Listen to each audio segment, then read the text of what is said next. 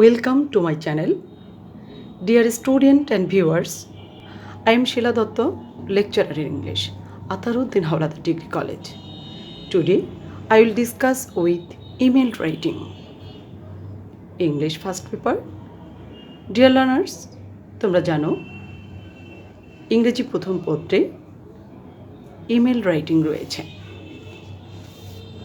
আজ আমি email writing এর বিভিন্ন গুরুত্বপূর্ণ বিষয় নিয়ে আলোচনা করব, যাতে করে ইমেল রাইটিং নিয়ে তোমাদের আর কোনো সমস্যায় পড়তে না হয় এবং ইমেলের জন্য যে নির্ধারিত নম্বরটি রয়েছে তা যেন তোমরা পুরোপুরি অর্জন করতে পারো। So let's start. Dear learners, email এর মানে হচ্ছে ইলেকট্রনিক মেইল।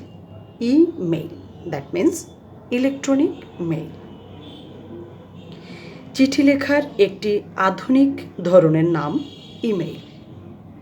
চিঠি লিখতে যেমন একটি কলম ও একটি সাদা খাতা আমাদের প্রয়োজন, তেমনি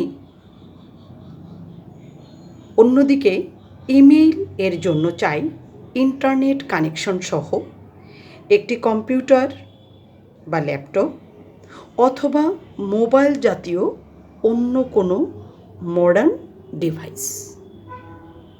আশা করি ইমেইল এই বিষয়টিকে তোমরা বুঝতে পেরেছ। এখন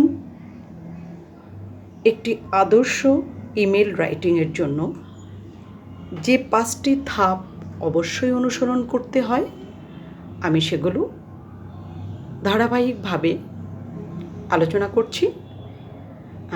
তোমরা মনোযোগ সহকারে আমার আলোচনাটি শুনবে।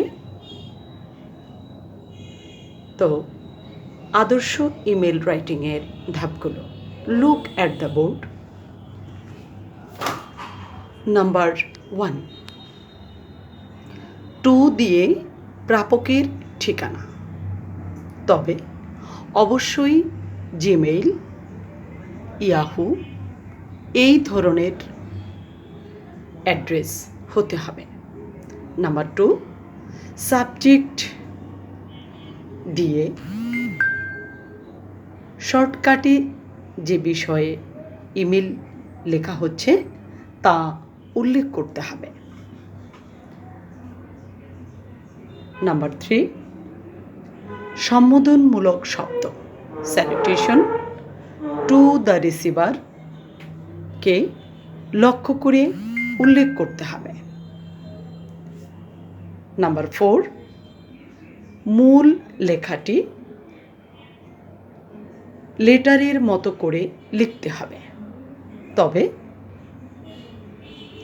ইমেলকে লেটারের তুলনায় ছোট করে লিখতে হবে। নাম্বার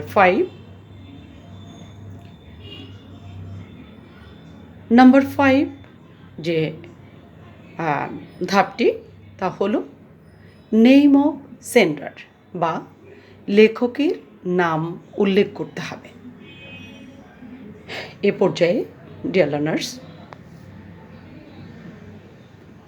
নেম অফ সেন্ডার বা লেখকের নাম উল্লেখ করতে হবে। তো একটি আদর্শ ইমেল রাইটিং এর যে ইম্পর্টেন্ট এবং সার্টিন 5টি ধাপ রয়েছে তা তোমরা জানতে পারলে। আমি বোর্ডে ধারাবাহিকভাবে 5টি ধাপ বিস্তারিত উল্লেখ করেছি। তোমরা এই ধাপগুলো অনুসরণ করে ইমেল রাইটিংয়ের চেষ্টা করবে, তাতে করে ইমেলের জন্য যে নির্ধারিত নাম্বার রয়েছে সেটা পুরোপুরি তোমরা অর্জন করতে সক্ষম হবে।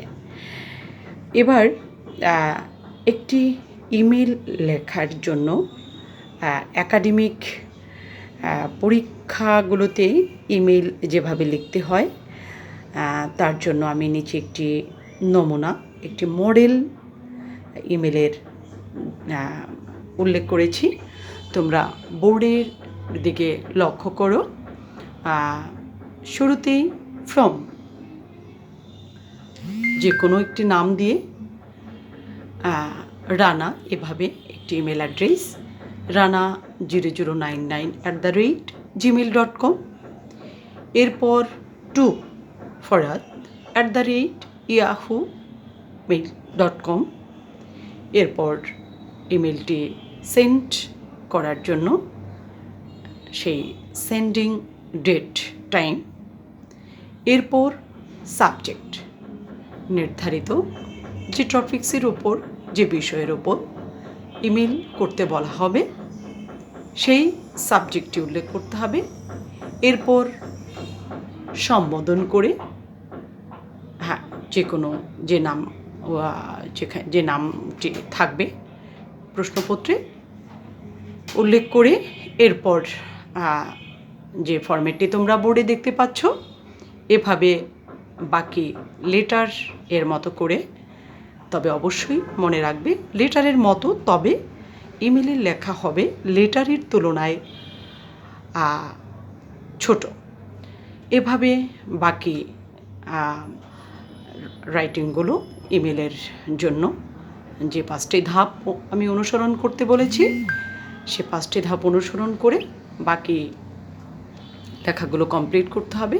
সবশেষে যে নেম অফ দ্য সেন্ডার বা লেখকের নাম তা উল্লেখ করতে হবে। ডিয়ার লার্নার্স, ইমেল রাইটিং এর আলোচনা শেষ করার আগে আমি আরেকটি নোট তোমাদেরকে দিয়ে যেতে চাই।